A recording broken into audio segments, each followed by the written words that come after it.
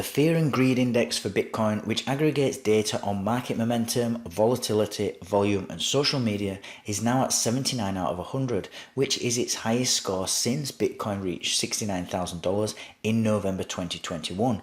And so in this video, we're going to look at why.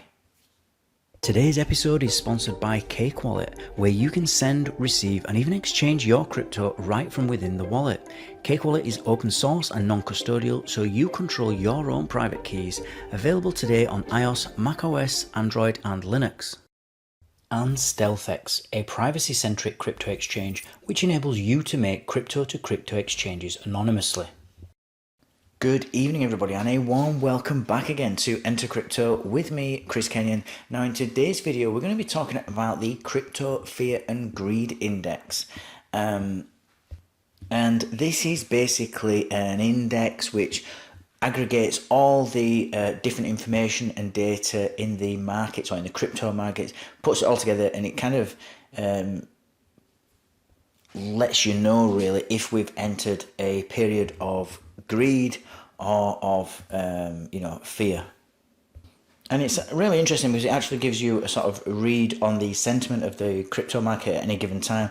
Now, as always guys, let's just quickly read through this article and then we'll comment after.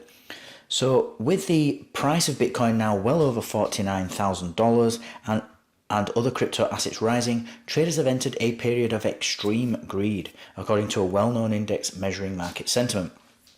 The Fear and Greed Index, published by data source alternative.me, measures market enthusiasm for Bitcoin and other prominent digital assets, and the last time the index reached a score of 79 out of 100 was when Bitcoin hit its all-time high around 69k in November 2021.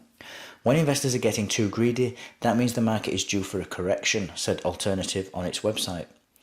It's an axiom of the market that savvy traders prefer buying when the index shows extreme fear and that they become more cautious when greed is higher, but of course that might not be the case.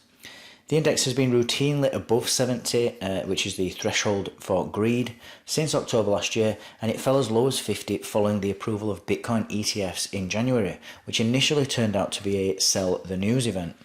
Bitcoin has more than doubled in price in the last 12 months. A year ago today, and one coin was worth as little as $21,000, and yesterday the price briefly rose above $50,000. The price has since retreated a hair to $49,400 at press time. And so you might be saying, well, what's so interesting about this? And I think the most interesting thing about the Fear and Greed Index is how quickly it changes. How quickly people can go from, when it involves buying and selling something, how quickly people can be so super enthusiastic and really bullish and think it's the best thing ever. And nothing fundamental happens to that asset, except for that the price changes, the price goes down, it starts, people start getting fearful and worried that they're going to lose money.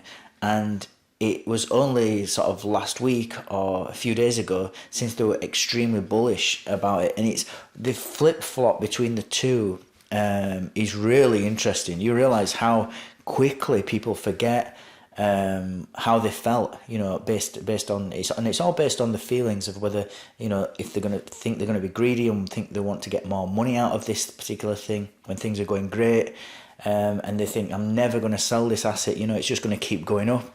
Of course, nothing keeps going up, and so when it does correct or retrace back down, everyone starts, getting really super worried and anxious and worried that they're going to lose money now. And so they start selling, and because they sell, it puts sell pressure on the asset, so that it goes down even more in price. And then, of course, all the novices are out of the market; they've sold everything, and that is when it's at its cheapest, and all the professionals and experts come in and they buy that asset now for a cheap price.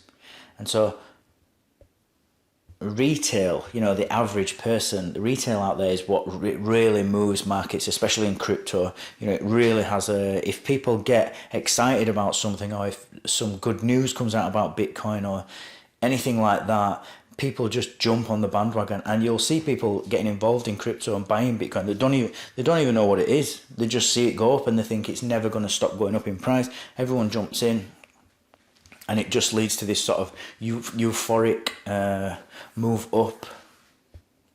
And because they're inexperienced in trading, and because they don't know anything about the asset, they are easy to get rid of it as well, and so they start panicking when it goes down in price. So I think it's really interesting about how the sort of the human side of it.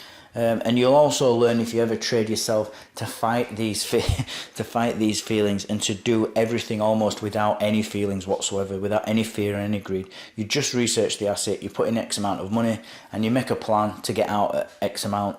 No matter what, if it goes up, no matter if it keeps going up, you're still out. You don't start thinking, what if I leave it in a bit longer? Is it going to keep going up? Am I going to lose?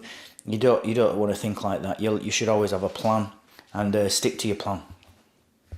So really interesting article there. As always, guys, thank you for watching. Thank you for listening. That's what I've got for you today. Don't forget to like, subscribe, and click on that notifications bell so that you don't miss out on any future updates, as everything I put out is time sensitive. And I'll see you all tomorrow. Take care.